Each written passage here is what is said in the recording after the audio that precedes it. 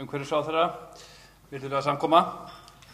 Ég vil náttúrulega byrja því að þakka stjórnarskrárfélaginu fyrir að bjóða mig til þessara samkomu og fyrir að halda umræðu þessi mikilvægu mál gangandi. Hér á þessum fundi sérstaklega til skoðunar tillögur að 15., 33., 34., 35. og 37. grein tillagnanna. Ég ætla að fjalla í nokkrum orðum þrjár þessara greina og svo ætla ég rétt að nefna mikilvægt atriði sem ég hefði gjarnan vilja sjá inn í tillögunum en sem að rötuðu ekki þangað inn. 33. greinin hún fjallar vernd náttúru og rétt almennings til að njóta heilnæms umhverfis. Það sem telja má framsæki við þessa tillögu að náttúrunni veittur sjálfstæður réttur og vernd til mótvægis við eldri og kannski mannmiðaðri hugmyndir að maðurinn eigi rétt til náttúrunnar. Hefðbundna að líta svo á að náttúran sé til fyrir mannin, hvort sem það til nýtingar eða verndar, en að hún eigi sér þá sjálfstæðan tilverurétt. Ekvador sömdu nýja stjórnarskrá árið 2008 þar sem fjallað réttindi náttúrunnar í sérstökum kafla og Bólivía hefur líka tekið svipað skref. Auk þess hefur allsherjarþing Sameinuðu þjóðanna rætt tillögu sem nefnist allsherjaryfirlýsing réttindi móður jarðar eða The Universal Declaration for the Rights of Mother Earth.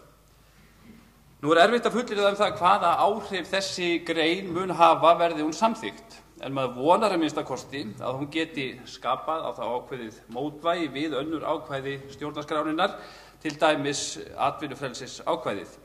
En margir hafa kallað eftir slíku mótvægi. Þórunn Sveinbjarnardóttir, fyrrverandi umhverfisráðherra, mæltist til dæmis til þess að umhverfisverndar ákvæði yrði bætt í stjórnarskrá, svo að náttúra og umhverfi nytu verndar hennar eins og atvinnufrelsi og eignarréttur. Hún mælti fyrir þessari hugmynd eftir að hún hafði úrskurðað að álver í Helguvík þyrfti ekki að fara í sameiginlegt umhverfismat með línulögnum og virkjunum sem tengdust því álveri.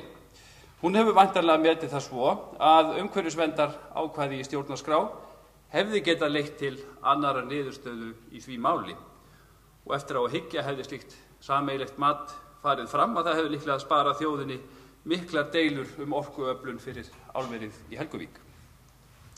En umhverfisverndarsamtök hafa tekið í sama streng. Aðalfundur Landverndar 2004 beindi því til stjórnvalda að við endurskoðun stjórnarskrár yrði sett inn ákvæði umhverfisvernd og samtökin sendu þáverandi stjórnarskrárnefnd tillögu að slíku ákvæði árið 2005. Í greinargerð með tillögunni sagði að gjarnan væri vísað til atvinnufrelsis og eignarrétta ákvæða stjórnarskrárinnar við meðferð opinberra mála og ákvæðin gætu ein og sér leitt til niðurstöðu sem spillti náttúru og umhverfi. Því væri rík þörf fyrir umhverfisverndarákvæði í stjórnarskrá. Fræðimenn hafa fjallað áhrif umhverfisverndarákvæðis í stjórnarskrá, ber helst að nefna Aðalheiði Jóhannsdóttur, prófessor við lagadeild Háskóla Íslands. Í grein hennar sem hún ritaði í Úlfljót árið 2005 segir að umhverfisverndarákvæði gæti tryggt meiri vandvirkni og yfirvegun þegar ákvarðanir sem hafa áhrif á umhverfið eru teknar.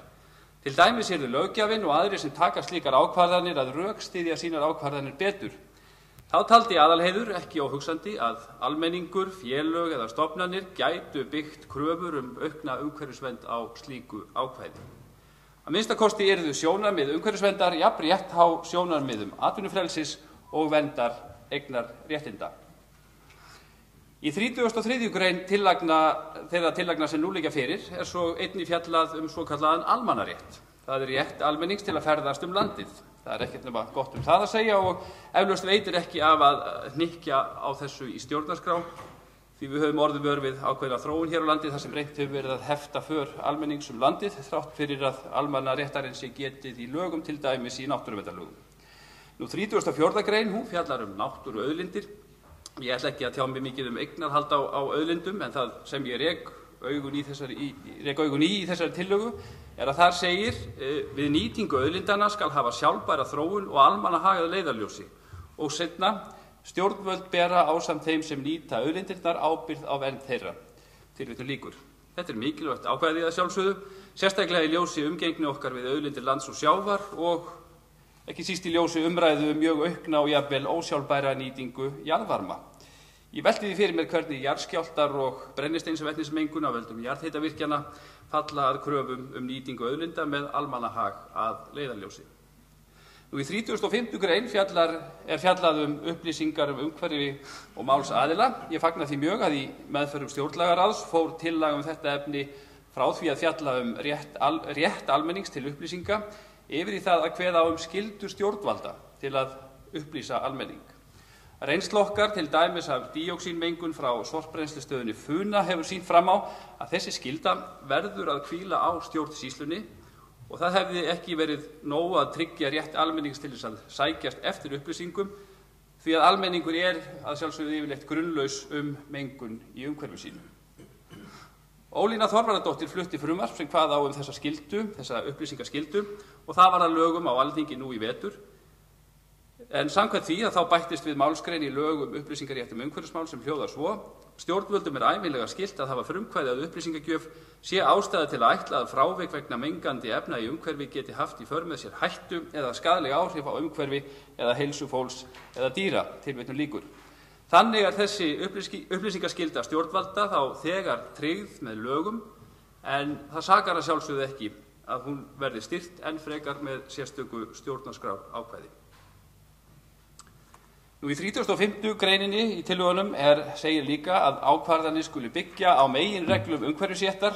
Þetta ákvæði fagnaðarefni og vonandi verður það fært í stjórnarskrá því að Alþingi hefur heykst á því að samþykkja frumvarp til laga meginreglur umhverfisréttar frá því að það var fyrst lagt fram árið 1993. Þetta ákvæði þá vonandi til þess að meginreglur umhverfisréttar verða lögfestar. Þá í 35. grein fjallað að tryggja skuli aðgang almennings að undirbúningi ákvarðana sem hafa áhrif á umhverfi og náttúru, svo heimild til að leita til hlutlausra úrskurðaraðila. Alþingi hefur að miklu leyti tryggt almenningi þennan rétt nú þegar, til dæmis með fullgildingu Árósasamningsins síðasta haust, með skipulagslögum, lögum umhverfismat áætlana og lögum mat á umhverfisáhrifum. En þá komum við loks að því atriði sem kannski olli mér ákveðnum vonbrigðum í þeim tillögum sem nú liggja fyrir. Ég hefði viljað ganga lengra að það hefði verið gengið lengra í lýðræðisátt. Í tillögu að 65. grein gert ráð fyrir að 10 af 100 kjósenda geti krafist þjóðaratkvæðis lög sem Alþingi hefur samþykkt. Gallinn á þessari tillögu að réttur almennings til að krefjast þjóðaratkvæðis nær einungis til laga, en skipulagsmál þar á meðal ákvarðanir virkjanir og stóriðju eru á hendi sveitarfélaga og krefjast ekki lengur sérstakra lagasetninga. Þannig verður almenningur alveg jafn réttlaus á þessu sviði þó að breytingar á stjórnarskrá nái fram að ganga. Þess vegna hefði að mínu mati þurft að gera tillögu að kjósendur gætu farið fram á þjóðaratkvæðagreiðslur skipulag sveitarfélaga eða fyrirhugaðar virkjanir yfir ákveðinni stærð.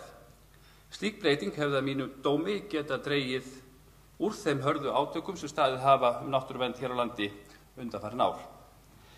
Kæru fundarmenn, að öllu framantöldu þá tel ég að ný stjórnarskrá verði mikið framfaraskref á sviði náttúruverndar verði hún samþykkt. Hún myndi skapa mótvægi við núverandi áherslu á réttindi atvinnulífsins, styðja við núverandi umhverfislöggjöf, stuðla að aukinni vandvirkni og yfirvegun í umhverfismálum hjá löggjafanum og tryggja betur almannarétt og upplýsingaskyldu stjórnvalda.